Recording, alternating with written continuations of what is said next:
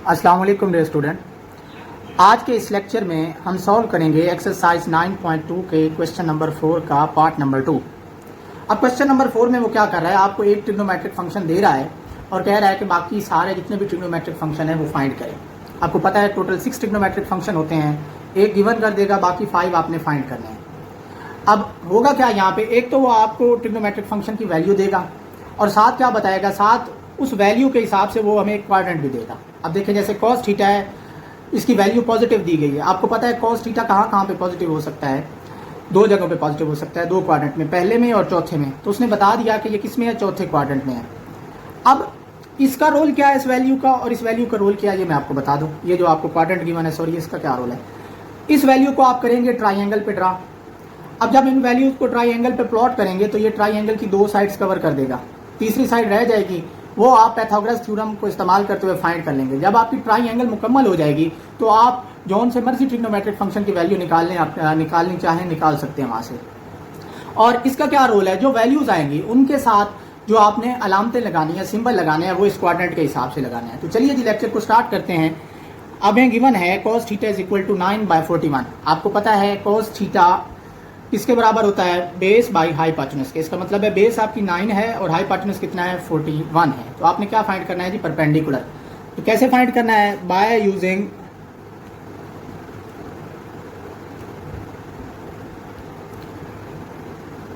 Pythagoras theorem. By using Pythagoras theorem क्या होता है जी आपका पैथागोरस थ्योरम, हाइपोटेन्यूज का square is equal to base का स्क्वायर प्लस परपेंडिकुलर का स्क्वायर। आपने अब फाइंड क्या करना है जी, आपने फाइंड करनी है जी करना है जी परपेंडिकुलर। तो जिस चीज़ को फाइंड करना है उसको इक्वल टू के बाहर अकेला बना दें। ये बेस का स्क्वायर हाइपोटेन्यूज के स्क्वायर में से माइनस हो जाएगा। हमेशा एक बात का ख्याल रखिएगा कि हाइपोटेन्यूज से दूसरी चीज़ माइनस करिएगा। आपका जो हाइपोटेन्यूज होता है वो ट्राइंगल की सबसे बड़ी साइड होती है। अगर आप ऐसा नहीं करेंगे तो आपका क्वेश्चन रॉन्ग हो जाएगा। आपने याद रखना है कि हमेशा हाइपोटेन्यूज से दूसरी चीज़ को माइनस करना है। अब आपने सिंपल क्या करना है, इनमें वैल्यूज पुट कर लेनी है। हाइपोटेन्यूज कितना है जी 41 इसका स्क्वायर माइनस बेस कितनी है जी 9 इसका स्क्वायर। हल कर लें, ये हो जाएगा 1681 कैलकुलेटर से, और ये क्या हो जाएगा 9 का स्क्वायर होता है 81। तो ये आपके पास बचेगा 1600। इसका मतलब है आपका जो परपेंडिकुलर का स्क्वायर है वो किसके बराबर हो गया, 1600 के बराबर हो गया। अब आपने क्या करना है, आपको तो अकेले परपेंडिकुलर की वैल्यू चाहिए। तो आपने क्या करना है, दोनों साइडों पे अंडर रूट ले लेना है। तो ये स्क्वायर से अंडर रूट कैंसिल हो जाएगा, आपका परपेंडिकुलर किसके बराबर आएगा, 40 के बराबर आएगा। अब आपके पास परपेंडिकुलर भी आ गया। अब आपकी ट्राइंगल हो गई है कंप्लीट। अब आपने काम क्या करना है, सिंपल काम करना है। बाकी जितने भी ट्रिग्नोमेट्रिक फंक्शन है अब आप यहाँ से फाइंड कर सकते हैं। आपने उनकी वैल्यूज फाइंड करनी है और साथ इस क्वाड्रेंट के हिसाब से उनके साथ सिंबल लगा लेने हैं।